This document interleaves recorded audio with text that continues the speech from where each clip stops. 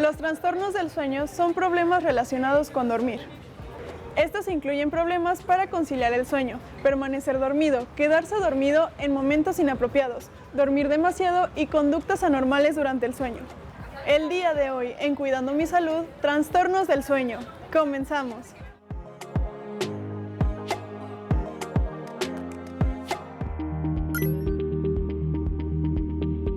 Tratamientos.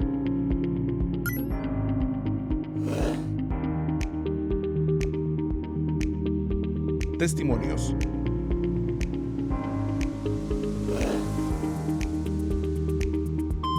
Preguntas.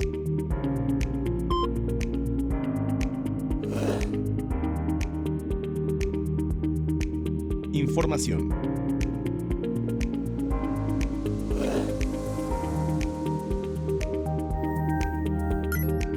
Recomendaciones.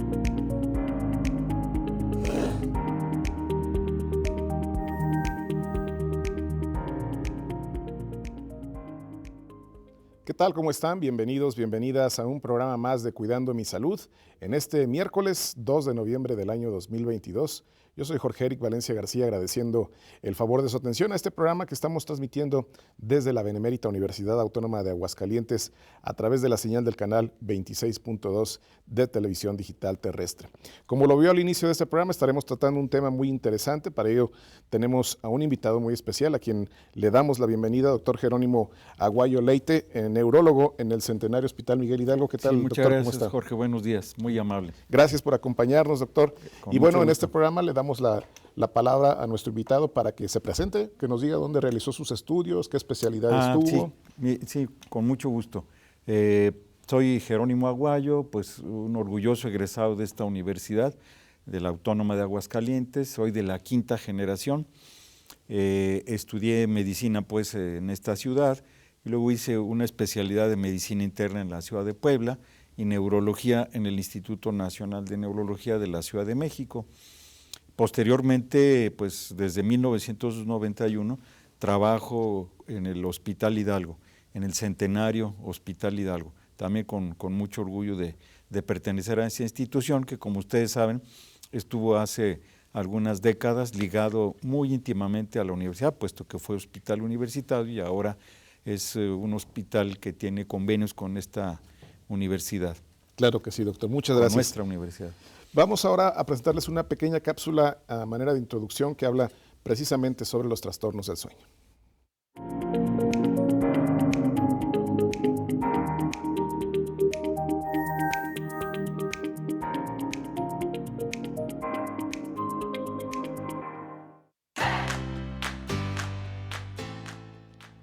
Dormir bien no es fácil.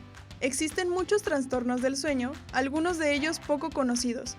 Por ello, el tratamiento de los trastornos del sueño debe ser supervisado por un especialista, para obtener el máximo beneficio terapéutico y minimizar el riesgo de efectos adversos. Los trastornos del sueño no son una patología grave en sí misma, pero tienen serias implicaciones en la vida diaria.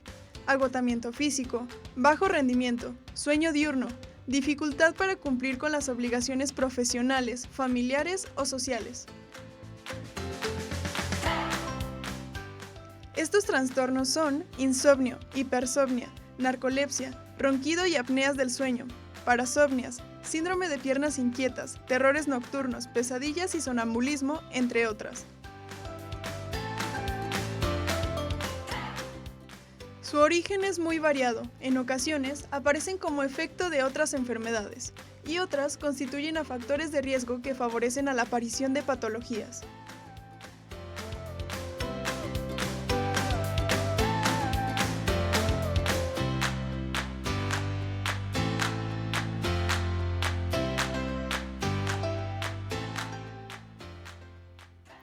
Sobre esta temática estaremos tratando este programa de Cuidando mi Salud. Y bueno, le recordamos que las líneas telefónicas están a su disposición. 449-910-9260 es el teléfono que tenemos aquí en Televisión Universitaria. También estamos transmitiendo a través de Facebook Live. Usted también ahí puede dejar sus comentarios o sus preguntas que tenga para el doctor Jerónimo Aguayo Leite. Doctor, pues bueno, iniciamos con las preguntas. Gracias. pues que nos platique por qué es importante el dormir, doctor. Bueno, el dormir pues es una actividad natural, fisiológica del ser humano. Es la forma en la que nos reponemos de las fuerzas desde un punto de vista físico, pero también y sobre todo mental. De hecho, una forma de producir alteraciones mentales en un momento dado es la deprivación de sueño. En alguna época se ha encontrado que es una forma hasta de como tormento el impedir que la persona pueda dormir. Entonces, la función del sueño es fundamental. Recordemos que pues prácticamente en forma general una tercera parte de nuestra vida la pasamos dormidos. Generalmente se habla de un número entre 7, 8, 9 horas, incluso tal vez un poco menos, para la mayoría de las personas, dependiendo de la edad. Entonces es una función fisiológica esencial para mantener la salud física y mental. Se ha encontrado que durante el sueño, contra lo que se pensaba que estaba todo el organismo con una disminución de actividad, a nivel cerebral hay una limpieza, entre comillas, por así decirlo, ahora en términos de digitalización, de la cibernética, es una limpieza del cerebro para que el exceso de algunas sustancias sean removidas y haya una mayor fluidez en el funcionamiento cerebral. Eso es algo fundamental. Entonces el sueño para todos constituye un motivo muy importante de reposición, de reparación para continuar la actividad. Claro. Nos comentaba del tiempo, que es lo que se debe dormir. ¿Cuál es el saludable para que una persona...? El tiempo saludable es lo que a uno le permita despertar y sentirse reparado. Como en muchas cosas, la biología, en la medicina, no hay un número exacto.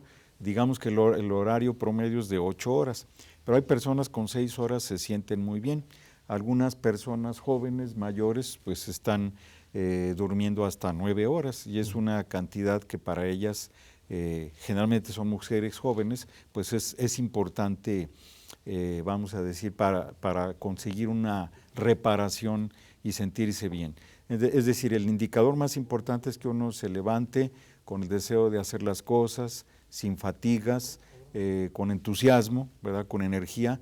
Eso es algo fundamental. Claro. Y bueno, ¿cómo saber si uno está durmiendo bien, doctor? ¿Qué es lo que debe de fijarse uno para saber que está durmiendo? Una parte sería el que al despertar uno se haya o se sienta reparado. El siguiente punto, pues es en efecto, normalmente pues se espera un compañero, un familiar, a veces uno duerme de joven, de niño con sus hermanos, en fin.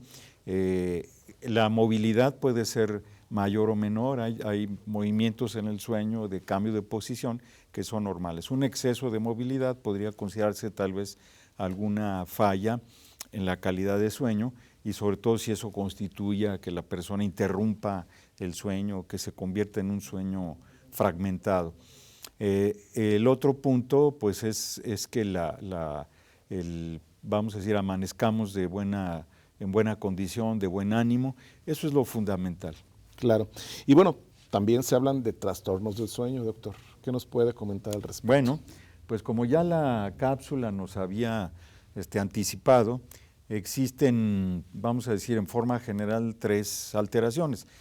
Por un lado, el exceso de sueño, que puede ser por diversas causas, ¿verdad? El exceso vamos a decir, de somnolencia, particularmente diurna, entre lo que se puede considerar la narcolepsia, la hipersomnia, relacionada con algunas alteraciones durante el sueño, por deficiencia de un sueño normal. Y por otro lado, la falta de un buen sueño, o sea, lo que consideramos una situación de deficiencia que constituiría fundamentalmente el insomnio. Y finalmente las parasomnias, que serían las alteraciones predominantemente motoras que se pueden producir durante el sueño, de movimientos involuntarios, de relajación exagerada de los músculos, es decir, son alteraciones, es donde podrían caber en algunos tipos de alteraciones por ejemplo, el hablar, el moverse demasiado, Eso sería el grupo de lo que constituimos o que constituyen las parasomnias. Claro. Y bueno, ¿a quiénes afectan principalmente estos trastornos del sueño, doctor? Bueno, los trastornos de sueño fundamentalmente se asocian a múltiples alteraciones que una persona puede tener. Por ejemplo, enfermedades crónicas, vamos a decir la diabetes, que producen alteraciones de la sensibilidad en las manos, en los pies, que sienten ardores. Los dolores crónicos, como en el caso de los pacientes que tienen osteoartrosis, artritis reumatoide, que cualquier movilidad les produce mucho dolor. Enfermedades pues de corte reumático. Obviamente la enfermedad pulmonar, la bronquitis crónica también puede impedir un sueño adecuado.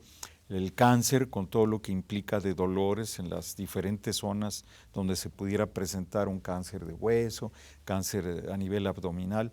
Es decir, el dolor crónico puede llevar a una situación de insomnio.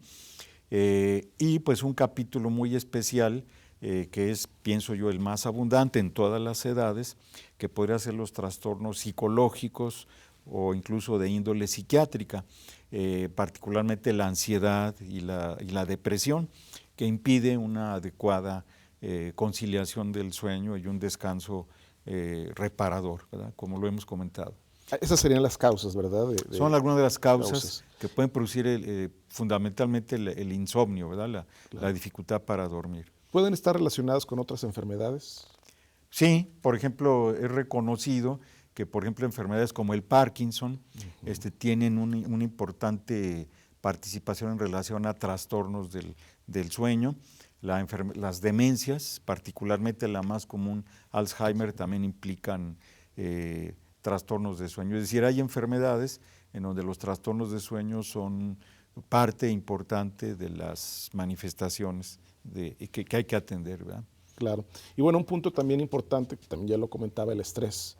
Claro, el estrés, la ansiedad, las preocupaciones, ese es prácticamente para todo el mundo una causa muy frecuente y muy constante de dificultad para conciliar el sueño, de lo que podríamos llamar insomnio. Claro. Y bueno, ¿cómo se manifiestan esos trastornos? ¿Cuáles serían los signos, los síntomas que nos pudiera comentar al respecto? Bueno, en realidad, por ejemplo, tratándose de los trastornos más sencillos, como sería la ansiedad, aparte de, por ejemplo, de la dificultad para conciliar el sueño, pues hay, por ejemplo, palpitaciones, sensación de sudoración, sensación de angustia, de tristeza. En el caso específico ya de una depresión importante, podría haber incluso algunas alteraciones de pensamientos muy negativos. Recordemos que también en algunas ocasiones algunas depresiones pueden cursar con exceso de sueño, es decir, ahí es lo contrario, pero en general el insomnio se asocia de esa manera con estas manifestaciones.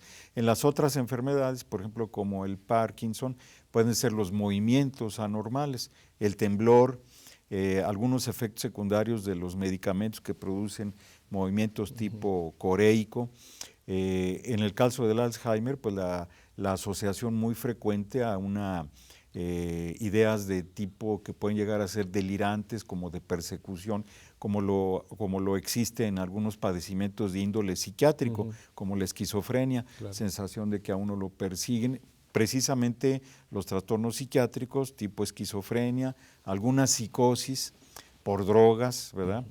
Por cristal, por el uso de cocaína, anfetaminas, pueden también producir trastornos graves de sueño. Es decir, y las manifestaciones son variadas dependiendo del tipo de diagnóstico. Por eso el médico tiene que investigar, hacer una historia muy minuciosa respecto de las alteraciones de sueño que antiguamente se pensaba que eran de los adultos mayores y que ahora pues es de jóvenes y en particular en ellos habrá que investigar el abuso de sustancias. El abuso del alcohol también puede conducir a través de los síndromes de abstinencia, es decir, toman abundantemente y luego dejan de beber y comienza a haber alteraciones, alucinaciones, en fin.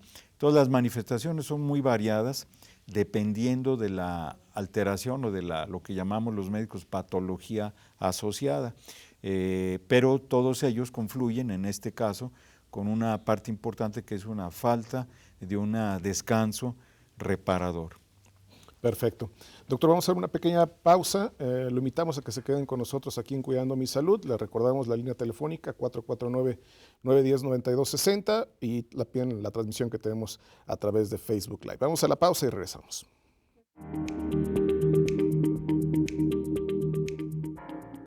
Los trastornos del sueño son problemas relacionados con el sueño. Son el conjunto de alteraciones que se dan en las fases del sueño, impidiendo disfrutar de un descanso correcto, continuo y reparador.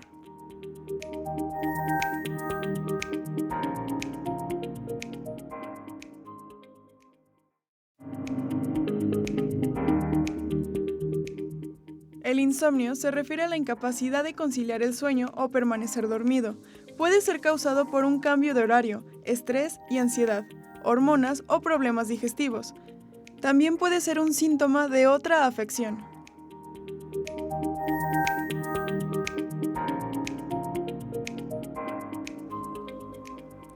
Gracias por continuar con nosotros en Cuidando Mi Salud. Se une a nuestro programa el doctor Arturo Abraham González Sámano, quien saludo con mucho gusto. Él es profesor investigador de nuestra máxima casa de estudios. ¿Qué tal, doctor? ¿Cómo estás? Muy bien, gracias por la invitación. Todo muy bien, gracias. Perfecto. Nada más, si te puedes prestar un poquito, ¿dónde realizaste tus estudios para que la gente te conozca? Perfecto, sí, muy bien. Yo soy egresado de la Universidad Autónoma del Estado de México. Allí realicé la carrera de médico cirujano. El área de especialización lo realicé en la Ciudad de México, en el Centro Médico Nacional 20 de Noviembre. Yo hice la especialidad de neurología clínica y después tuve la oportunidad de hacer una subespecialidad que se llama neurofisiología clínica, donde muchos de los eventos del sistema nervioso se pueden objetivizar a través de algunas pruebas, de algunos estudios, sobre todo incluido este tema del sueño, y a la par hice un diplomado y una especialización sobre medicina del dormir en el Instituto Mexicano de Medicina Integral del Sueño, que está en la Ciudad de México, y ya actualmente estamos laborando por acá. Tengo 5 años que llegué a esta encantadora ciudad y muy buen recibimiento, y pues estamos para servirles por acá. Perfecto, doctor, muchas gracias. Vamos a pasar ahora al sondeo que realizó nuestro equipo de producción sobre esta temática de los trastornos del sueño.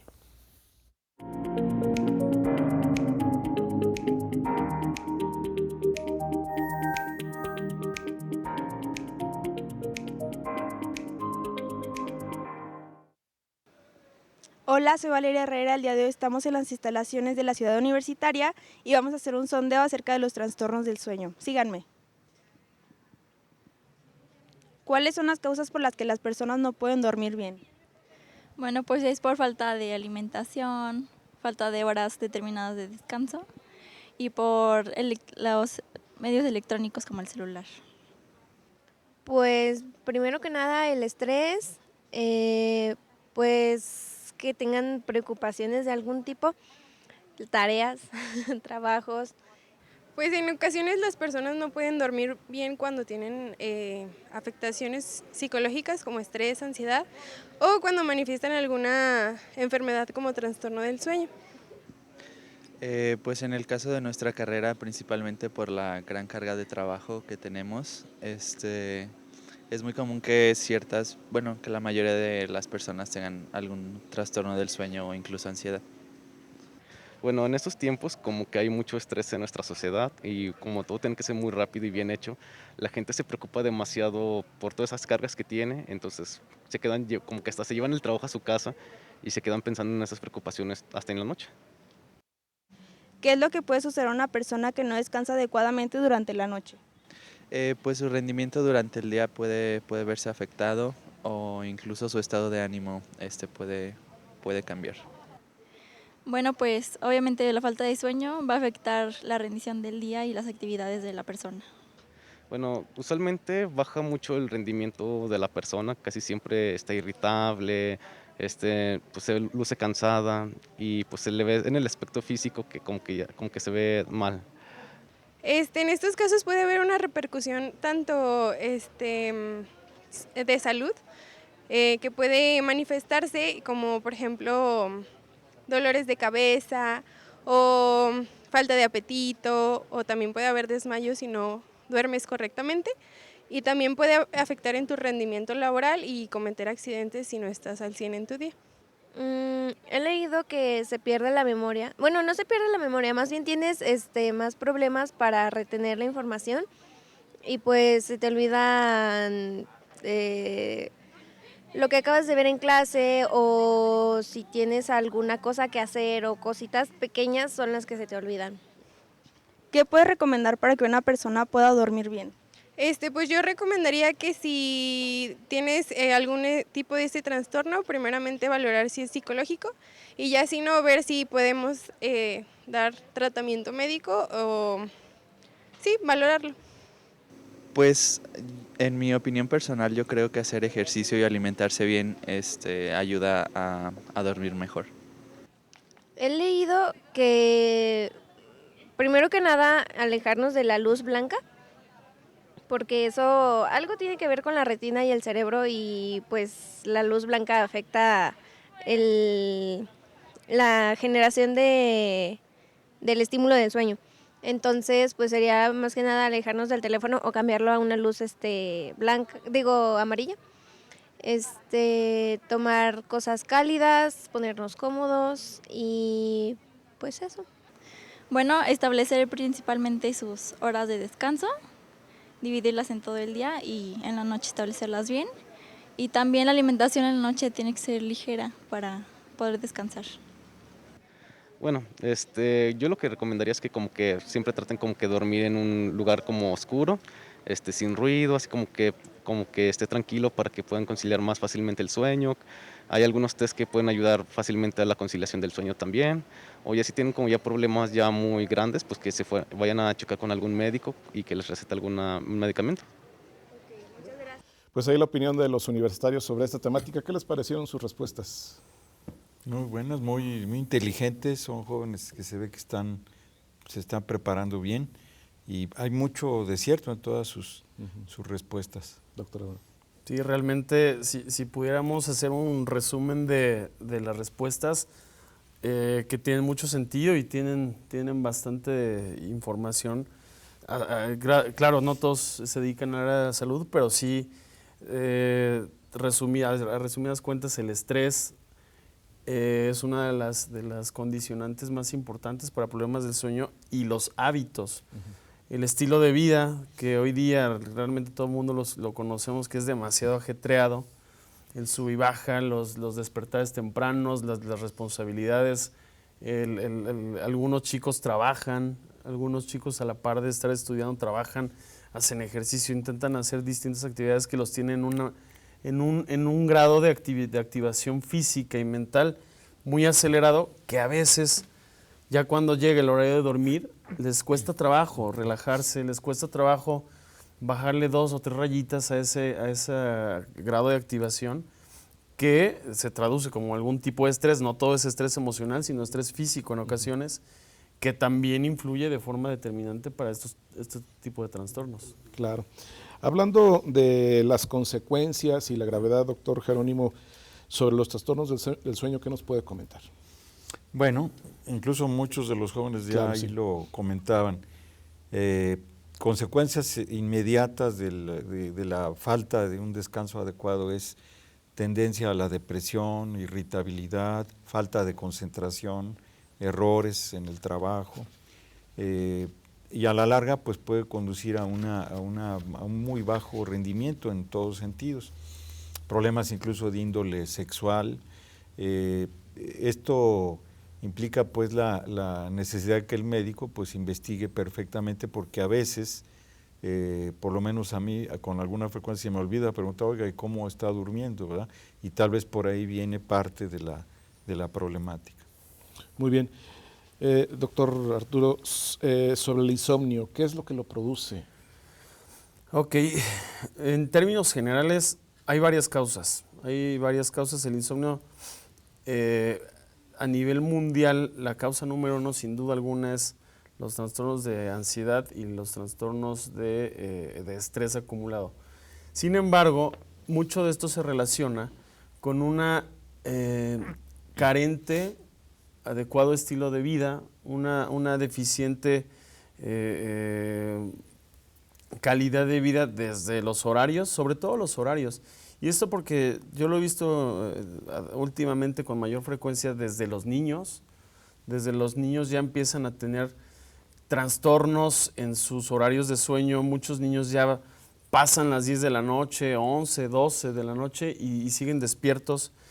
Que esto rompe en muy alto grado los ciclos naturales del descanso y de la vigilia. Empiezan a desfasar los horarios, ¿de acuerdo? A lo mejor los niños no tienen tanto estrés, que de hecho es natural. Su estrés para ellos es jugar, es divertirse, hacer algunas relaciones con amigos, etc.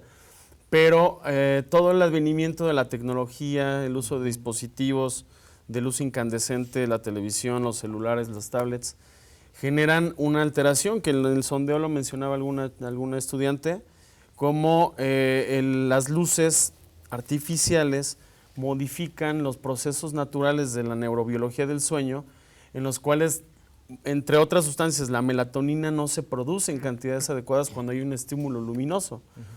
Por lo cual, digamos que se producen niveles menores a los necesarios para producir una inducción del sueño de melatonina y otros neurotransmisores, por lo cual eso les va produciendo cambios a nivel funcional que desde niños empiezan con esos hábitos, llegan a la adolescencia, llegan a la edad adulta y realmente es difícil que tengan algún cambio positivo en ese estilo de vida hasta que no empiezan a tener repercusiones. Cerca de los 24, 25 años, cuando el cuerpo ya empieza a tener menor cantidad de energía, es cuando ya tienen repercusiones. Hablaba el doctor Jerónimo sobre repercusiones agudas, que esto algunos autores ya lo denominan como un síndrome agudo de carencia de sueño, donde sí realmente las implicaciones se ven al día siguiente o en las horas siguientes.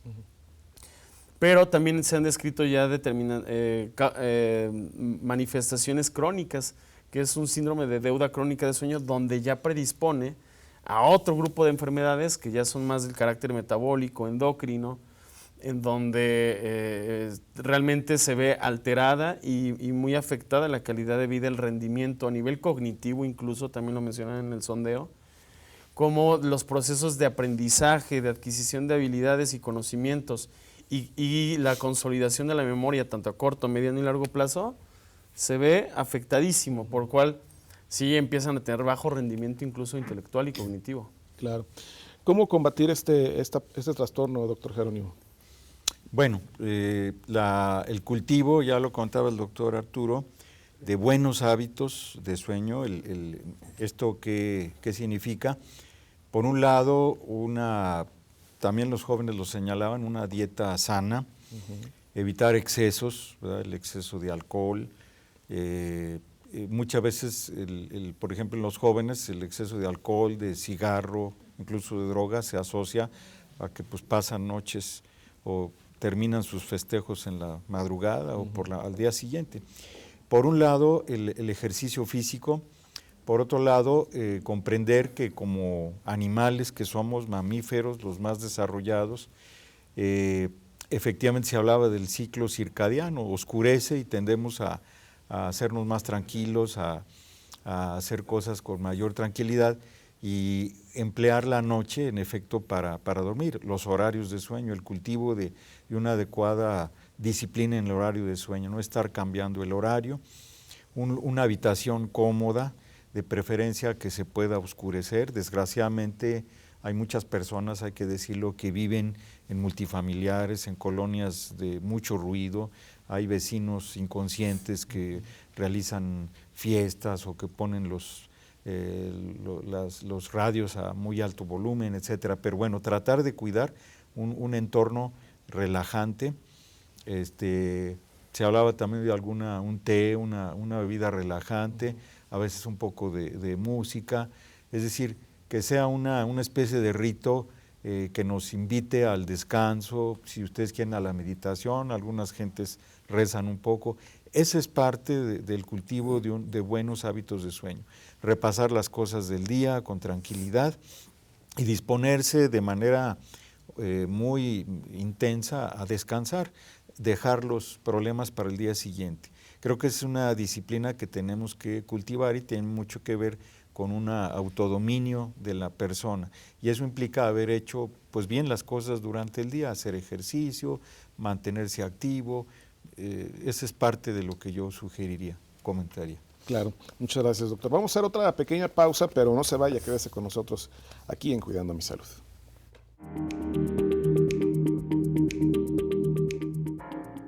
La apnea del sueño se caracteriza por pausas en la respiración durante el sueño.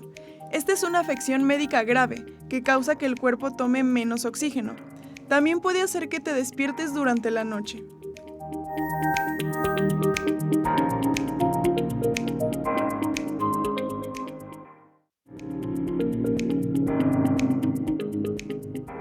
El síndrome de las piernas inquietas es una necesidad abrumadora de mover las piernas. Esta necesidad algunas veces va acompañada por una sensación de hormigueo en las piernas.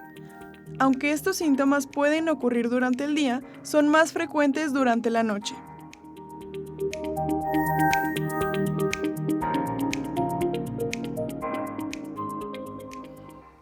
Y bueno, como todos los miércoles tenemos la cápsula que nos proporciona el Departamento de Cultura Física y Salud Pública. Vamos a ver de qué se trata este día.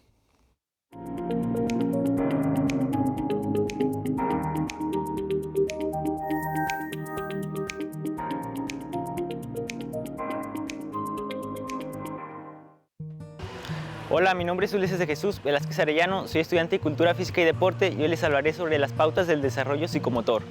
Para centrar el trabajo con los bebés, reuniremos algunas pautas básicas según la edad y el desarrollo psicomotor, lo que nos ayudará a tener una idea más clara de cuál es el trabajo a realizar con ellos en el agua. De los 5 a los 7 días, el bebé se está recuperando del trauma fisiológico del parto y comienza a establecer un equilibrio con el ambiente. De la primera semana a los 2 meses, el bebé se vuelve más atento visualmente con el mundo que lo rodea. Inicia con algunos sonidos y también el tiempo que pasa llorando se reduce considerablemente. Para los 3 meses es capaz de mantener el peso de su cabeza. A los 5 meses inicia a hacer un movimiento de presión con sus manos y una flexión voluntaria con sus brazos. A los 6 meses puede desplazar su cuerpo en todas las direcciones y se puede sentar sin ayuda. De los 7 a los 8 meses se puede mantener sentado y también inicia con su cuerpo a realizar giros hacia los lados. De los 9 a los 10 meses inicia a gatear usando sus piernas y sus brazos y se puede poner de pie con ayuda. De los 10 a los 12 meses inicia a hacer un movimiento de pinza con el dedo índice y pulgar. Puede tomar y soltar un objeto y lanzarlo por encima de su cabeza sin dirección. A los 15 meses puede caminar y ponerse de pie sin ayuda. Trata de seguir el ritmo de la música y también da el objeto que se le pide. Para los 18 meses, la seguridad al caminar es mayor y comienza a hacer algunas acciones como jalar, empujar, saltar, golpear, incluso trata de subir las escaleras. Para los 21 meses es capaz de bailar, de controlar su respiración y de diferenciar entre tragar y escupir. A los 24 meses puede subir y bajar escaleras solo, lanzar objetos por encima de su cabeza con dirección y le gusta observar a los demás. Para los 36 meses puede sostenerse con un pie, construir algunas torres pequeñas, tener un mejor control del esfínter y saltar sobre obstáculos.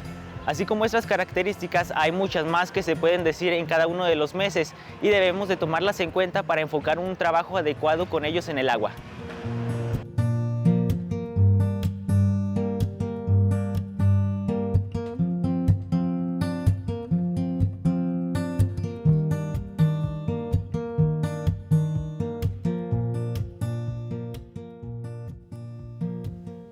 Gracias al Departamento de Cultura Física y Salud Pública por estas cápsulas que nos proporciona. Y bueno, vamos a continuar con nuestra temática.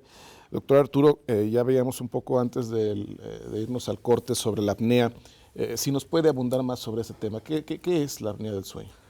La apnea obstructiva del sueño es una de las enfermedades que en los últimos años ha causado mucho mayor atención, ha captado atención.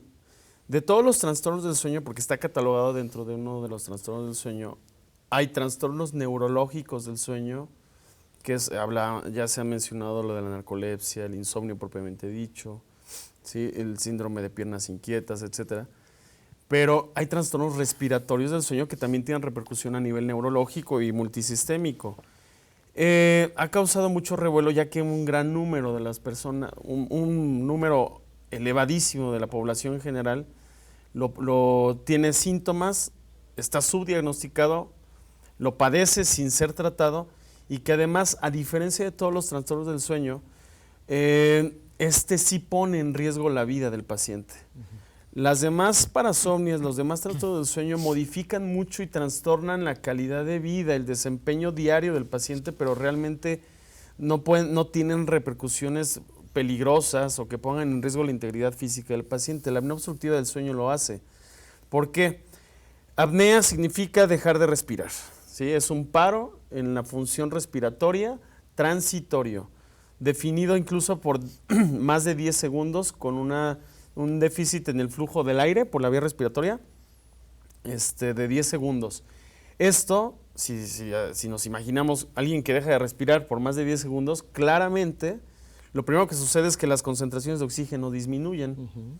Y al estar disminuidas empieza a acelerar el ritmo cardíaco, empieza a elevar la presión arterial, empieza a haber un déficit de oxigenación cerebral, en hígado, riñones, en todos los órganos del cuerpo, que obviamente empieza a generar, de acuerdo al grado, porque hay grados leve, moderado y severo, en los grados severos ya pone en riesgo la vida de la persona. ¿Por qué?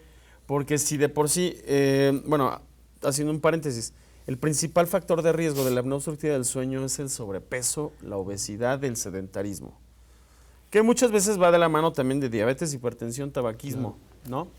Entonces, todos estos son factores de riesgo cardiovascular, padecimientos de infarto agudo al miocardio, infarto cerebral, que si lo asociamos a un periodo de apnea obstructiva del sueño, en donde baja mucho la oxigenación, se eleva el flujo sanguíneo, el corazón late más rápido, sufre el corazón, sufre el cerebro, hay un potencial y elevado riesgo de que la persona durante la noche padezca este tipo de trastornos, un infarto cerebral o a nivel del corazón.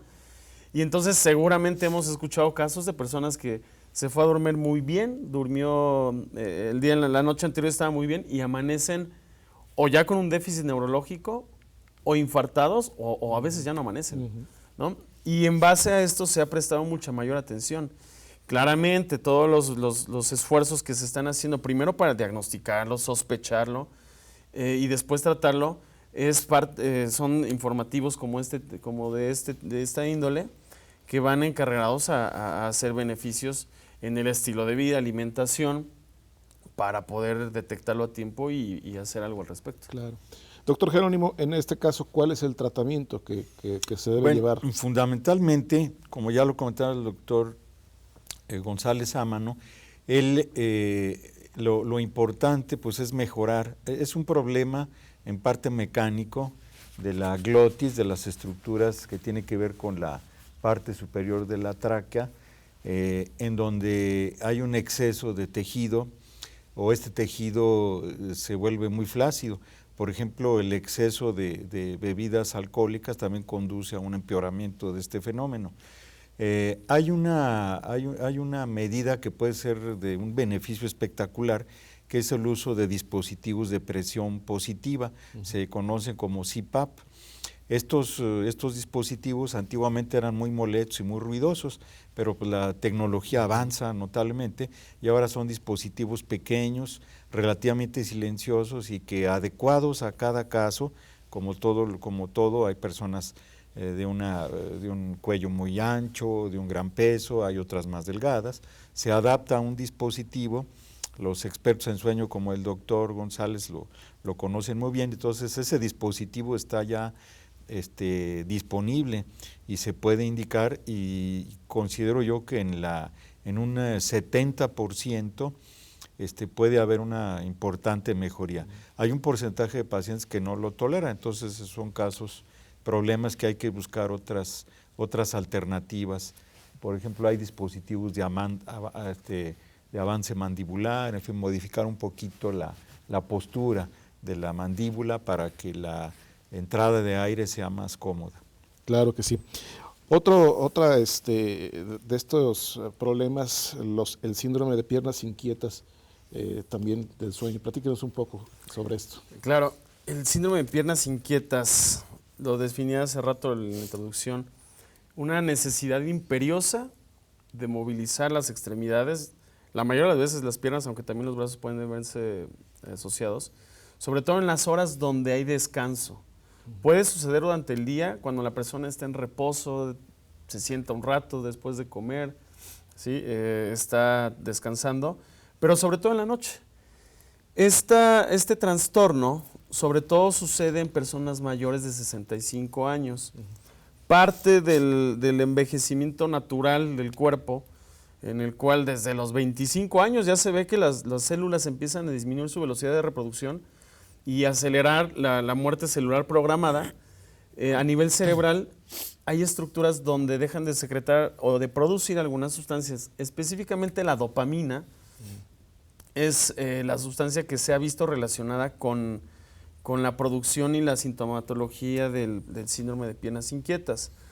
Las personas que por algún factor genético, hereditario o de estilo de vida tienen una predisposición para tener esa muerte celular avanzada de células o de neuronas dopaminérgicas, pueden manifestar esta sintomatología. La persona describe sensación de ardor, comezón, hormigueos, adormecimientos, dolor, quemazón en los pies, que solamente la pueden parar, frenar, inhibir cuando mueven las piernas. Se tienen la necesidad imperiosa de pararse y dar algunos pasos, porque solo de esa forma se alivian los síntomas. La dopamina, haciendo un resumen, ayuda mucho a la movilización de las extremidades, a la movilización de los músculos de forma adecuada y coordinada, y se cree que por ahí va la situación en la cual hasta que no movilizas las piernas y generas un estímulo al cerebro para que se produzca un poco más de dopamina, se alivia ese fenómeno. Pero obviamente lo que predispone es que la gente, ya que está buscando el reposo, empieza con esa sensación extraña que no se puede detener, y entonces le impide que pueda conciliar el sueño. Prolonga muchísimo la latencia, el tiempo en el que se queda dormida. Otra causa de insomnio. O sea, esa es la gran problemática del síndrome de piernas inquietas. Por fortuna, al día de hoy ya hay maneras muy fáciles de diagnosticarla y también de tratarla, dando un poco de medicamentos que generen una concentración un poco mayor de los niveles de dopamina. Y en ocasiones se habla también que pueda tener una relación a futuro con la enfermedad de Parkinson. Quizá en algunas ocasiones y en algunos estudios se ha visto que las personas que tienen síndrome de piernas inquietas o sintomatología puede ser una persona que en un futuro pueda desarrollar enfermedad de Parkinson, porque es el mismo trastorno, la misma deficiencia de dopamina que las produce. Perfecto. Nosotros vamos a hacer nuestra última pausa, pero lo invitamos a que se quede aquí con nosotros en Cuidando mi Salud.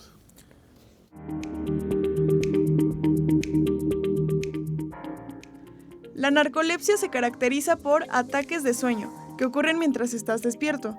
Esto significa que de repente te sentirás extremadamente cansado y te dormirás sin advertencia alguna.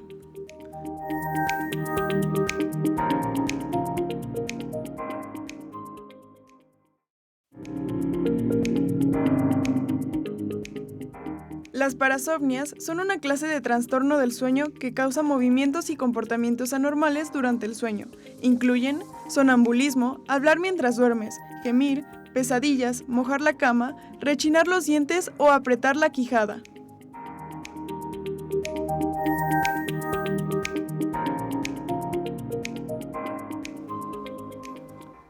Pues ya estamos en la parte final de Cuidando mi Salud y bueno, todavía tenemos muchas preguntas para nuestros invitados.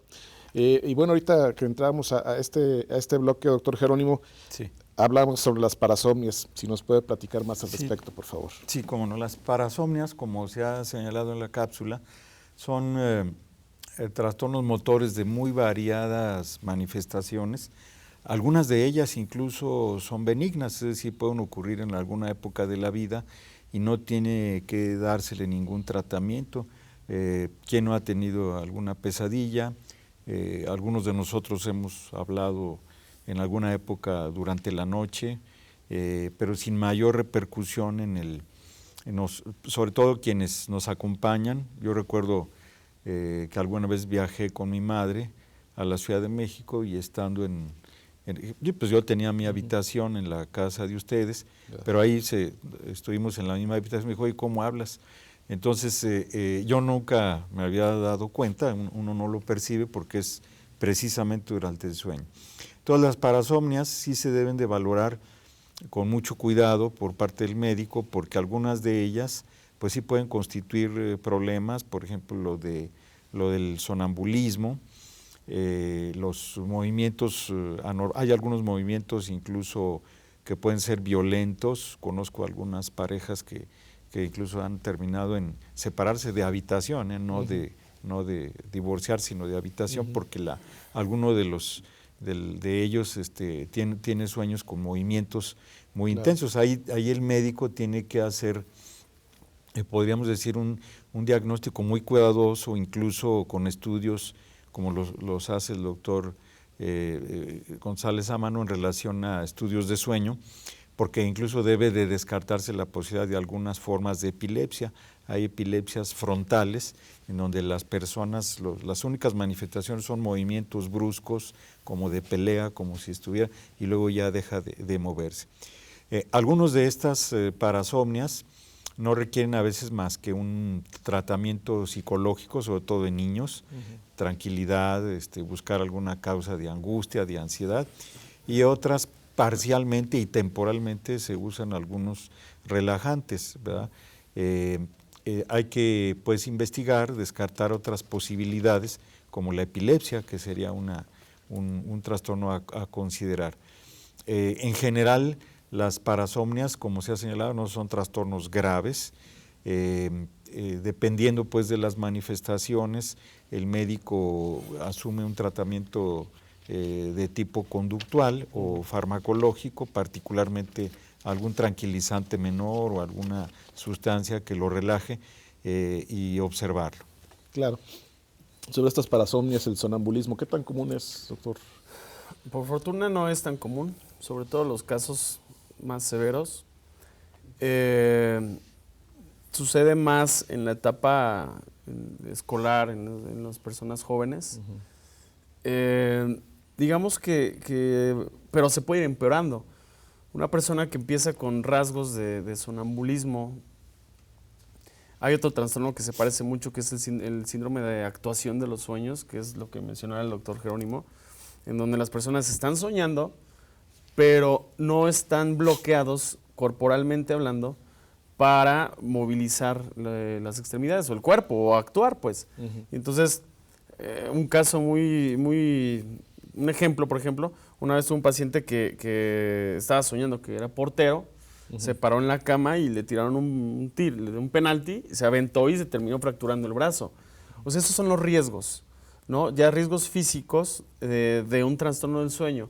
Esto sucede en pocos casos, pero empieza la mayoría de los casos con insomnios, con alteraciones del sueño.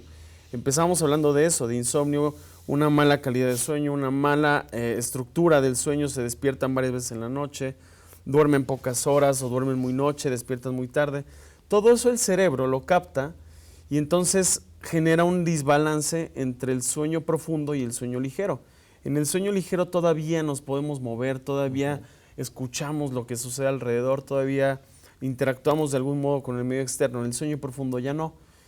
Cuando alguien tiene trastornos crónicos del sueño y se van empeorando y no se hacen algo al respecto, el cerebro necesita ese descanso profundo y directamente de un estado de vigilia se pasa a la fase más profunda. Hay algo en el cerebro que corta como la comunicación cerebral con el cuerpo, que al momento de tener un sueño profundo uno está totalmente relajado. Cuando la persona tiene problemas crónicos, esto no sucede, por lo cual puede estar cerebralmente en un sueño muy profundo y corporalmente todavía en fases de activación, por lo cual generan todos estos trastornos del movimiento. Y lo contrario, que es la parálisis del sueño, que es cuando la gente coloquialmente dice que se sube el muerto, pero en realidad lo único que sucede es que hay este cambio, esta alteración en el switch del despertar y el sueño, en donde cuando uno ya está despierto, el cuerpo sigue totalmente desconectado y tarda algunos segundos o minutos a veces en lo que se reactiva, pero en realidad es un desfase entre el sueño ligero y sueño profundo, que obviamente es resultado de una cronicidad de mala calidad y mala estructura del sueño. Claro. Doctor Jerónimo, ya hablábamos sobre esto de la apnea del sueño. ¿Los ronquidos también se pueden considerar un trastorno? Bueno, sí, de hecho pues es un trastorno común, yo creo que es el más común. No todos los que tienen ronquido tienen apnea del sueño, pero con mucha frecuencia la apnea del sueño se asocia con el ronquido. Y el ronquido pues es la vibración que produce la entrada de aire en las estructuras de la faringe, laringe, en cuestión de la respiración. Entonces, sabemos, por ejemplo, que las personas que roncan mucho suelen ser personas obesas, de cuello grueso, ¿verdad? Y algunas situaciones que conducen a una relajación de estos tejidos. Volvemos al tema de a lo mejor algunos sedantes, el alcohol, que también puede producir una relajación en ocasiones, el exceso de alcohol produce los ronquidos. Entonces el ronquido obedece a una entrada defectuosa, movimiento defectuoso del aire dentro de la cavidad que conduce a los pulmones, que viene siendo desde la faringe, la laringe, la parte alta de la tráquea y las estructuras blandas que ahí tienen asiento, y esto genera este ruido. Muchas veces un cambio de posición mejora, un cambio de postura, pero sí es una llamada de atención para analizar. Yo diría que una persona que ronca en exceso debe investigársele apnea del sueño. Hay que hacer un estudio de polisomnografía. Exactamente. ¿Qué tan grave puede llegar a ser este problema del ronquido, doctor? Pues justo es la antesala a lo que hablábamos hace rato de la apnea obstructiva del sueño.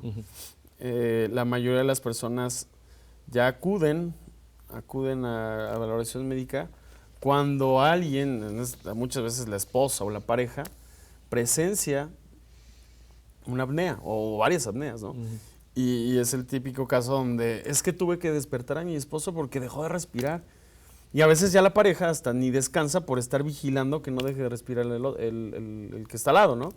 Entonces son repercusiones graves. Además, la edad es sinónimo de empeoramiento del ronquido. Una persona puede empezar roncando, sin tener repercusiones realmente, pero si no hace algo al respecto, esto va a terminar en un grado severo de apnea obstructiva del sueño, donde la manifestación más importante, no solo de la apnea obstructiva del sueño, sino de todos los trastornos del sueño, es la hipersomnolencia excesiva diurna, la gente que se está quedando dormida durante el día. Entonces quizá por ahí podemos partir. Cualquier persona que notemos que se está quedando dormida o con sueño, o que está en un lugar público y se está quedando dormido o manejando, cualquiera de estas situaciones, es sin duda alguna sujeto de estudio para descartar de ahí partimos de ahí. ¿Tienes somnolencia excesiva diurna? De ahí partimos para evaluar toda la situación, todo el caso, y entonces brindarle un diagnóstico certero. Siempre teniendo un diagnóstico certero, podremos hacer un tratamiento también dirigido para mejorar claramente la calidad de vida de la persona. ¿Hay mayor prevalencia en hombres o mujeres? ¿Cómo está esto, doctor Jerónimo? En hombres mayores de edad es mayor que en mujeres, pero la verdad es que con el avance de la edad y más también con el sobrepeso. Claro. Sí. También otro tema interesante es las pesadillas, los terrores. ¿También son considerados problemas graves del sueño? Sí.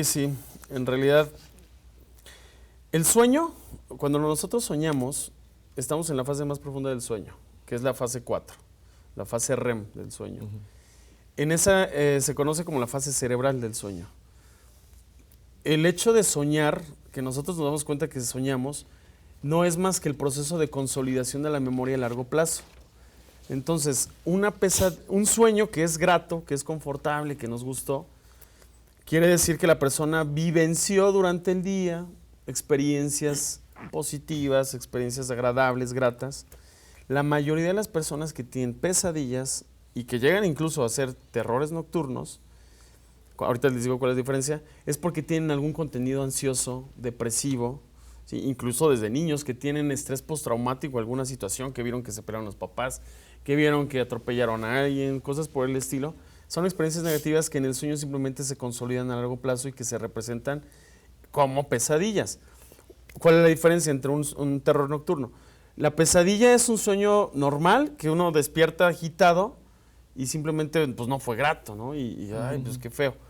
Pero ya el terror, cuando una persona tiene muchas pesadillas porque tiene constantemente trastorno ansioso depresivo, algún estrés postraumático, empieza entonces ya ni querer dormir. Y entonces se quedan dormidos con mucha necesidad, empiezan a cortar mucho sus momentos y periodos de sueño, y entonces genera algo que se llaman sueños vívidos, que son experiencias, ya no distingues entre si es un sueño o es la realidad. Y entonces un terror nocturno es una pesadilla más sueño vívido. ¿Sí me explicó? Claro. O sea, es una experiencia ya que no sabes distinguir si es real o no. Pero eso es lo único que genera, es que es muy pues no es agradable, ¿no? Y que ya ni quieren dormir. Perfecto. Pues yo quiero agradecer mucho al doctor Arturo Abraham González Ámano, profesor investigador de nuestra máxima casa de estudios, que nos haya acompañado esta mañana en Cuidando mi Salud. Estoy para servirles y gracias por la invitación. Cualquier cosa estoy al pendiente. Claro que sí. También doctor Jerónimo Aguayo Leite, muchísimas gracias, neurólogo. Muy amables, gracias. Centenario Hospital Miguel Hidalgo, muchísimas gracias por habernos acompañado. También usted, que lo hizo a lo largo de esta hora. Lo esperamos el próximo miércoles en un programa más de Cuidando mi Salud. Muchas gracias.